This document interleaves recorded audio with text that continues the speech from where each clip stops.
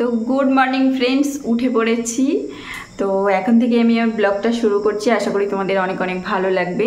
তো এখন 4টে বাজে, 7টার সময় বেরোবো। তো এখন 4টে বাজে, 4টের সময় উঠে পড়েছি।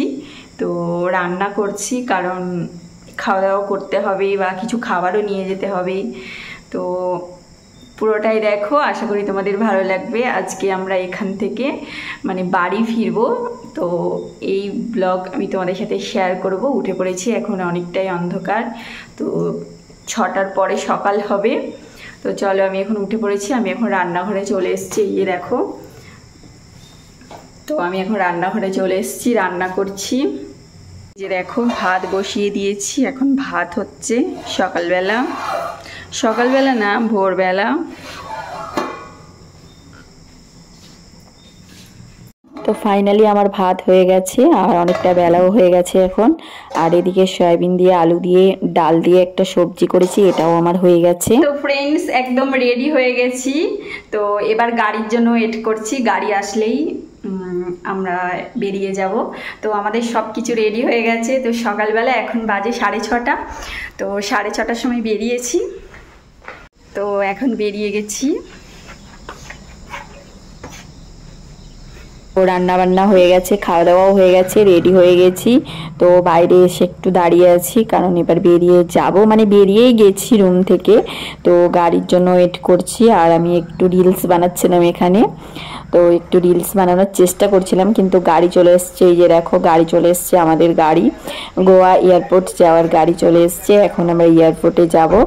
তো ওদিকে হাজব্যান্ড দেখো টিফিন আনতে গেছিলো, তো টিফিনটা নিয়ে এসে একটু খাবার নিয়ে নেওয়া হয়েছে, কারণ এয়ারপোর্টের ঢোকার আগে একটু খাবার খেয়ে নেবো তার জন্য। তো ফাইনালি আমরা গাড়িতে উঠে পড়েছি, এখন এয়ারপোর্টের দিকে রওনা দিয়েছি।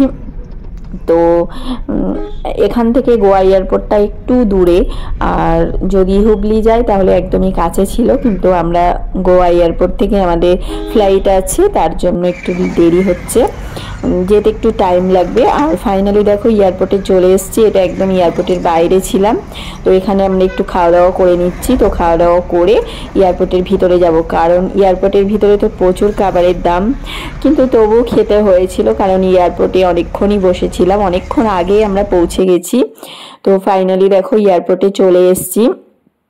তো এটা একদম পুরো এয়ারপোর্টের বাইরে। তো এখানে গাড়ি থেকে নেমেছি, গাড়ি থেকে নেমে ভিতরে ঢুকে পড়েছি। তো এখন চেকিং ব্যাপার আছে, লাগেজ জমা দেব, চেকিংয়ের অনেক কিছু ব্যাপার আছে। তো আমরা একটু আগে করেই পৌঁছে গেছিলাম, তো অনেকক্ষণ এয়ারপোর্টে ওয়েট করেছি, প্রায় 3 ঘন্টা মতো, একটু আগে চলে এসেছিলাম।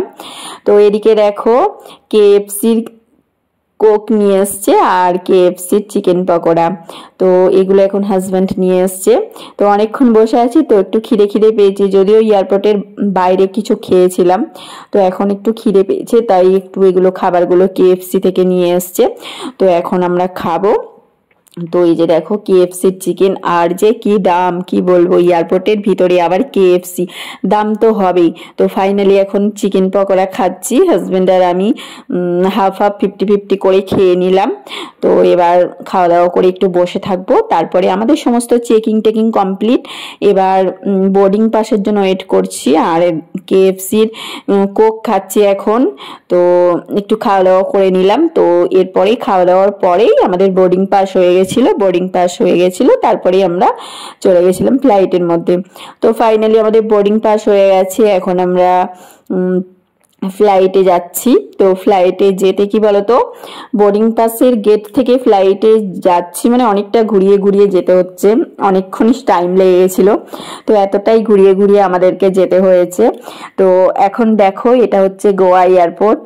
আমি তোমাদেরকে ভিডিওর মাধ্যমে দেখাচ্ছি যতটা পাচ্ছি গোয়া এয়ারপোর্টে। তো এখন আমরা যাচ্ছি একদম ফ্লাইটের ভিতরে বসার জন্য যাচ্ছি, কারণ বোর্ডিং পাস কমপ্লিট। তো এদিকে দেখো সবাই যাচ্ছে। তো ফাইনালি দেখো অনেকটাই কাছাকাছি চলে এসেছি।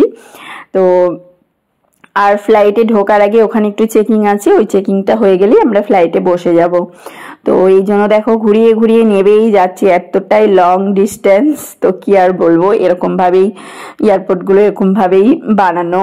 তো এইভাবেই বানিয়েছে যে সঙ্গে সঙ্গেই ফ্লাইটে উঠে পড়লাম, এরকমটা হয় না, অনেকটাই ঘুরিয়ে ঘুরিয়ে আছে। তো আমি ফ্লাইটে উঠি, তারপর আমি তোমাদের সাথে আবার শেয়ার করছি। তো এদিকে দেখো, এটা কি বলতো, একদমই ফ্লাইটে ওঠার আগের মুহূর্ত। তো এই যে ফ্লাইট দাঁড়িয়ে আছে ওটাতেই আমরা, মানে ওইটাতেই আমরা যাব, ওই যে যেটা দেখা যাচ্ছে ওইটাতেই যাব। তো এইখানে আবার দেখো আবার একটা জায়গায় চেকিং হচ্ছে। তো এখানে চেকিংটা হয়ে গেলেই ব্যাস আমরা ফ্লাইটের ভিতরে ঢুকে যাব। তো অনেক জায়গাতেই চেকিং হয়, সব সময় চেকিংয়ের ওপর ডিপেন্ড করে, মানে কি বলবো, প্রচুর চেকিং, চারিদিকে চেকিং হয়। তো এদিকে দেখো চলে এসেছি ফ্লাইটের মধ্যে, আমাদের সিট নাম্বার খুঁজে নিচ্ছি। তো সিট নাম্বার খুঁজে পেয়ে গেছি অলরেডি, আর এদিকে একদমই মাঝ বরাবর বসেছি। তো এটা পিছন দিয়ে কতটা লং আর সামনে দিয়েও দেখো কতটা লং। একটা ফ্লাইট না অনেক বড় হয়, অনেকটাই বড়, মানে এদিকে সামনের দিকটা এতটা লং তোমরা বুঝতেই পারছো, আবার পিছন দিয়েও না প্রচুর লং, অনেক বড়। তো ফাইনালি এখন আমি বসিনি, আমার সিট পেয়ে গেছি, এবার বসবো। তো এদিকে আবার দেখো জানালা দিয়ে আমি দেখতে পাচ্ছি যে লাগেজগুলো দেখো, ওই ছোট ছোট গাড়ি করে লাগেজগুলো আসে, ওই লাগেজগুলো আবার ফ্লাইটের মধ্যে ঢোকাচ্ছে। মানে এটা কি বলতো, লাগেজ রাখার জন্য আলাদা জায়গা আছে, তো ওখানে রাখছে। তো ফাইনালি বসে পড়েছি, আর কিছুক্ষণের মধ্যেই ফ্লাইট ছেড়ে দেবে।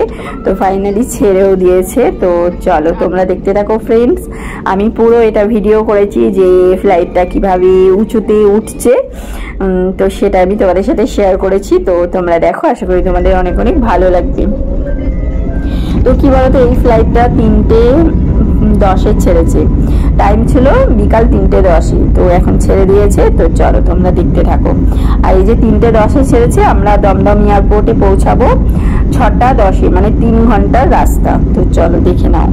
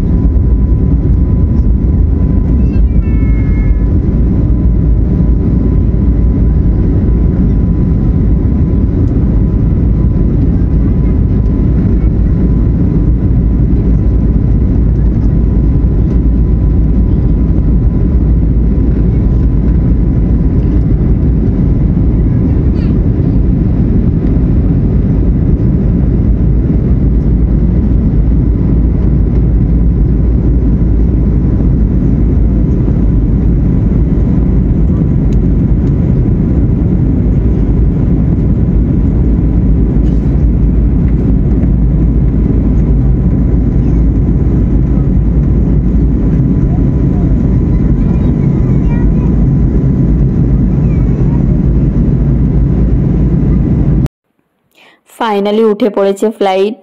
তো তোমরা দেখতেই পাচ্ছ একদমই মাঝ আকাশে উঠে গেছে। তো এখন চলছে, যেহেতু 3:10 গোয়া এয়ারপোর্ট থেকে ফ্লাইটটা ছেড়েছে, সেদিন ছিল 24 অক্টোবর। তো 24 অক্টোবর সেদিন সাইক্লোনের কথা ছিল যে আমাদের ওয়েস্ট বেঙ্গলে সাইক্লোন উঠবে। তো এই ফ্লাইটে যে আমরা বাড়ি যাচ্ছি, এটাই মানে গোয়া এয়ারপোর্ট থেকে এটাই লাস্ট ফ্লাইট ছিল 3:10। এরপর আর কোনো ফ্লাইট কলকাতা যায়নি, বা অন্যান্য স্টেট থেকেও যায়নি, কারণ ওখানে সাইক্লোনের জন্য সব ফ্লাইট এরপর থেকে বন্ধ হয়ে গেছিল।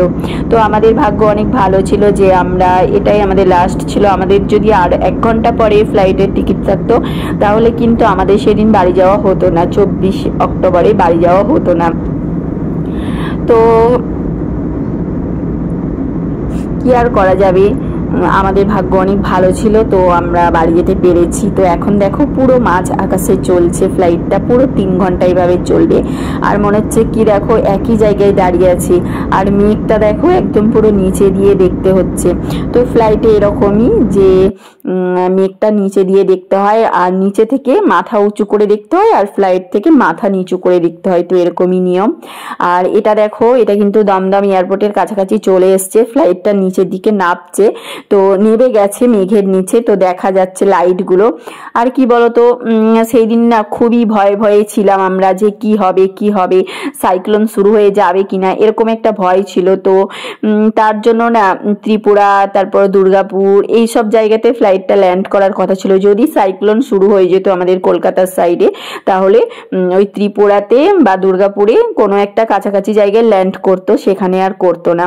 তো যাই হোক, সাইক্লোনটা শুরু হয়নি, তো খুবই ভালো বিষয়, সাইক্লোনটা শুরু হয়নি, যে আমরা দমদমেই নেমেছিলাম। তো ফাইনালি দেখো চলে এসেছি দমদম এয়ারপোর্টে, আর দেখো সকলেই নেমে গেছে, এবার আমরাও নেমে যাচ্ছি, কারণ একটা গেট দিয়ে সবাই নামছি, তো অনেকটাই দেরি হচ্ছে, যেহেতু রাত্রিবেলা তো দুটো গেট আর খোলেনি।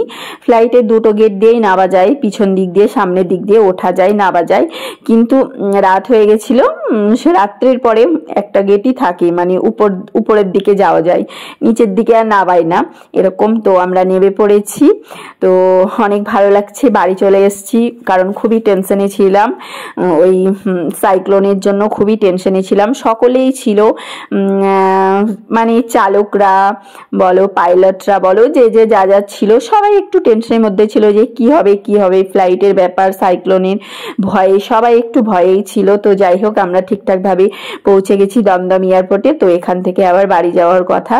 তো এখানে দেখো এবার নেমে গেছে, এবার লাগেজগুলো নিতে হবে আমাদের। তো লাগেজ আসছে, তো এখানে বহু মানুষের লাগেজ আছে, যার যেটা লাগেজ সে সেটা তুলে নেবে, যেহেতু লাগেজগুলো আসা শুরু করে দিয়েছে মেশিনের দ্বারাই। তো এখন আমাদের লাগেজটা না আসতে অনেক দেরি করেছিল, মানে সেই এত ভিড় হয়ে গেছে, দেখতেই পাচ্ছ যে কত ভিড়, কত মানুষ দাঁড়িয়ে আছে পাশাপাশি। তো যার যেটা লাগেজ আসছে সে নিচ্ছে, তখন আবার একটু খালি হয়ে যাচ্ছে, ফাঁকা হয়ে যাচ্ছে। তো আমাদের লাগেজটা অনেক দেরি করে এসেছিল, তো এখানে আমরা লাগেজ নেব, লাগেজ নিয়ে আমরা বাড়ি চলে যাব।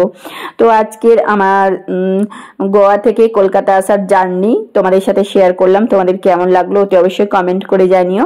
আশা করি তোমাদের অনেক অনেক ভালো লাগবে, কারণ এরপর থেকে আমি আর কোনো ভিডিও করিনি, কারণ আমার ফোনে চার্জ শেষ হয়ে গেছিল। তো জাস্ট আমাদের লাগেজটা নেওয়া হয়েছে, ব্যাস, তারপর আর কোনো ভিডিও হয়নি। তো এত ওয়েট করছি যে লাগেজ মানে কি বলবো, আসেই না। তো ভালো লাগলে অবশ্যই লাইক কমেন্ট শেয়ার করে দিও।